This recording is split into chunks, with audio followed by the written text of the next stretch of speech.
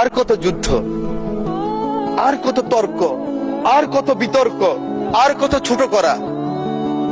এই সংসদটাকে আসুন না সকলে মিলে, সকলের সংসদ, আকাঙ্ক্ষার সংসদ, বাংলাদেশের 16 কোটি 17 কোটি মানুষ যে সংসদ চায়।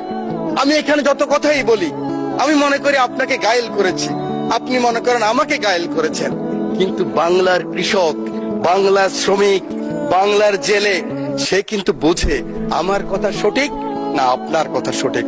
পরের জন্য যুদ্ধ করেছি অনেক, এবার তোমার আর আমার যুদ্ধ। যদি বলো এত যুদ্ধ করে কি পেয়েছি?